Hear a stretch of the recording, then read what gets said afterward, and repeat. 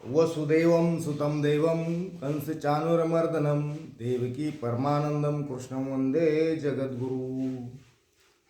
मित्रांनो, आज आपण भगवद्गीतेतील 16वा अध्याय आणि 16व्या अध्यायामधील पहिला श्लोक आहे. त्या श्लोकाचं विवेचन आज आपण करू.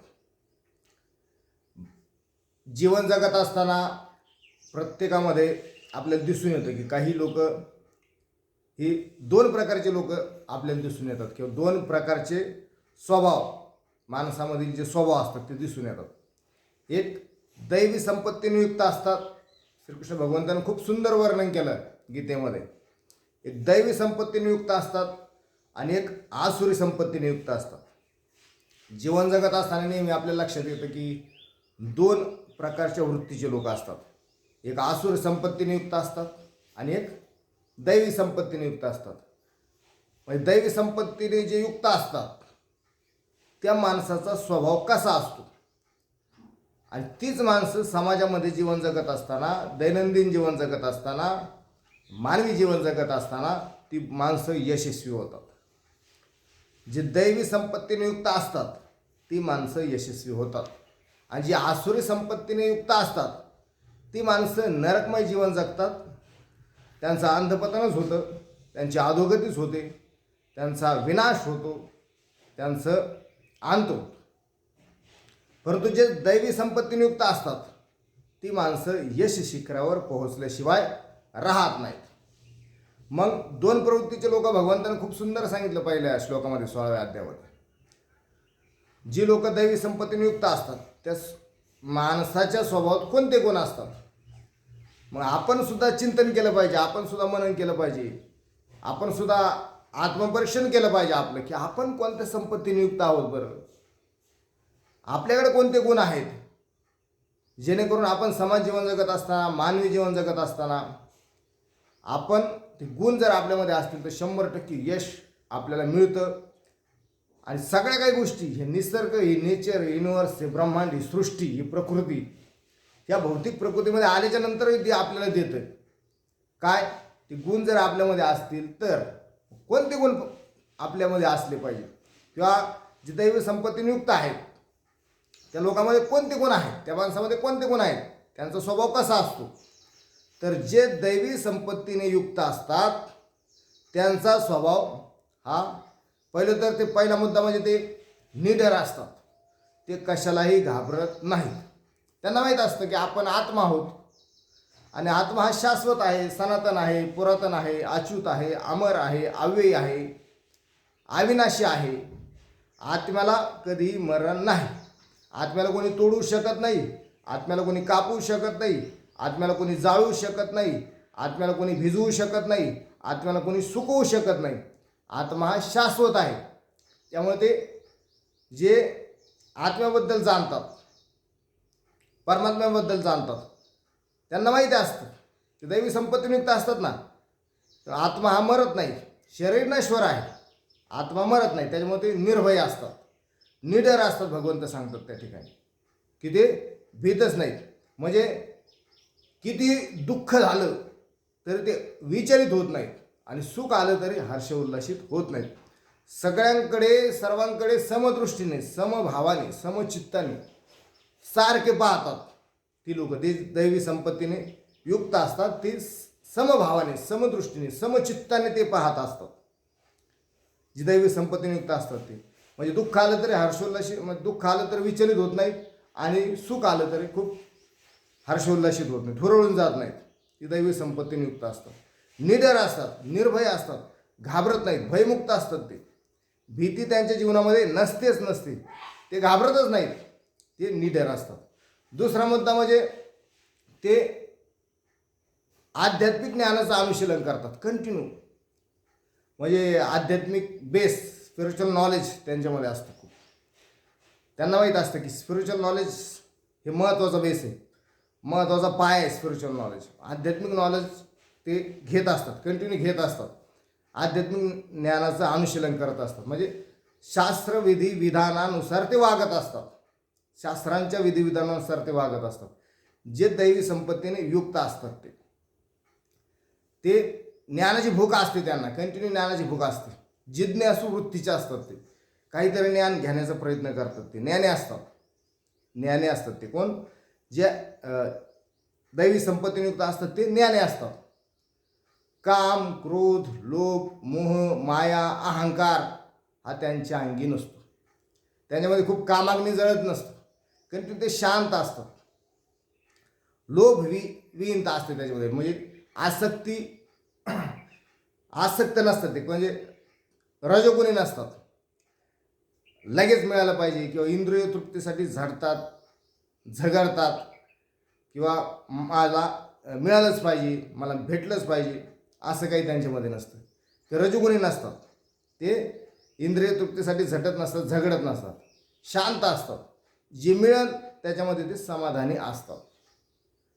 म्हणजे अनासक्त जीवन जगतात ते, आसक्ती नसते त्यांची, कशावरही आसक्ती नसते. जे मिळेल ते 100% मिळणारच आहे, हे गुण त्यांच्या स्वभावामध्ये असतो. तिसरं म्हणजे ते विनयशील असतात, प्रामाणिक असतात, खूप प्रामाणिक असतात, शांत असतात. ते कधी चिडचिड नसते, क्रोधातून मुक्त झालेले असतात. त्यांना कधीही राग येत नाही, चिडचिड करत नाहीत. ताण तणाव, डिप्रेशन, चिंता, काळजी, भय, भीती, अस्वस्थता, क्रोध त्यांच्या अंगी नसतो. शांत असतात, एकदम शांत असतात. दैवी संपत्तीयुक्त असलेली माणसं एकदम शांत असतात, कितीही काही झालं तरी शांत असतात. क्रोधातून ते मुक्त असतात, राग येत नाही. त्यांना माहीत असतं राग आलं तर आपल्याला 100% आपली अधोगती होईल, आपला विनाशच होईल, रागाने चांगलं होणार नाही. त्याच्यामुळे तो रागाचा क्षण ते तेवढं थांबतात, शांत राहतात, तो क्षण निघून जातो. ते रागामध्ये कधीही नसतात, क्रोधातून मुक्तता झालेली असते त्यांची. दुसरं म्हणजे ते प्रत्येक जीवावर दयाभाव ठेवतात, प्रत्येकाला ते म्हणजे आदरानेच वागवतात, किंवा प्रत्येकावर जिव्हाळा, आत्मीयता, आस्था त्यांची असते.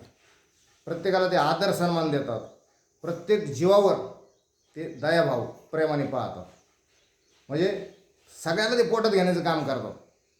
म्हणजे सगळ्यांना मायाची पाखर असते, जिव्हाळा असतो त्यांचा. जे दैवी संपत्तीयुक्त असतात ती लोक, आणि कंटिन्यू धैर्यशील असतात, निडर असतात.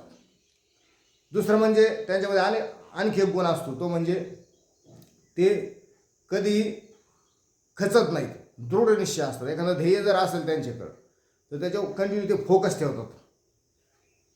ते डिटॅच होत नाहीत, डिस्कनेक्ट होत नाहीत, ते दृढ निश्चय असतात. म्हणजे एखादा निश्चय केला की त्याचा ते पाठपुरावा केल्याशिवाय राहत नाही.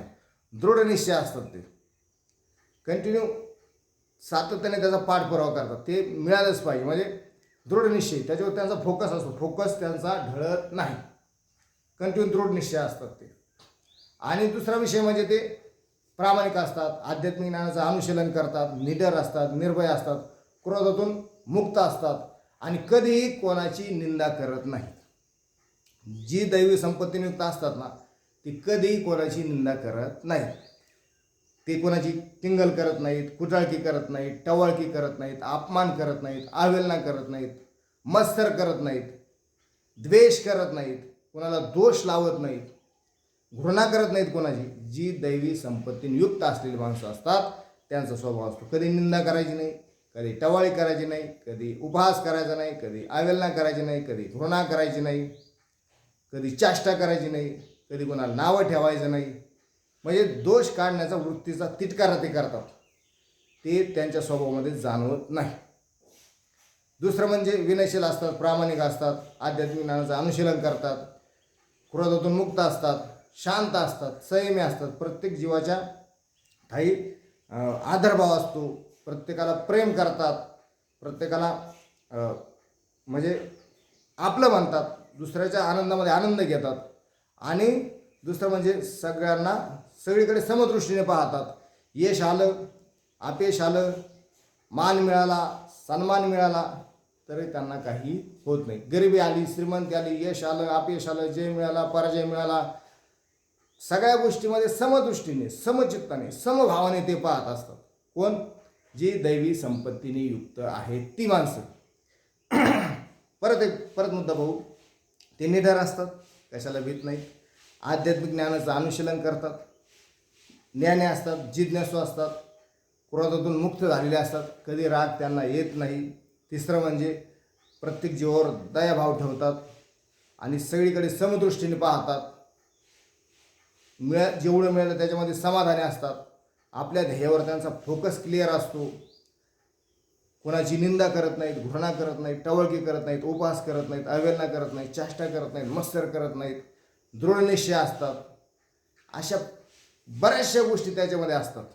शांत असतात, संयमी असतात, विनयशील असतात, प्रामाणिक असतात आणि असा स्वभाव ते दैवी संपत्तीने जे युक्त असतात त्यांचा स्वभाव असतो आणि ते जीवनामध्ये यशस्वी होतात.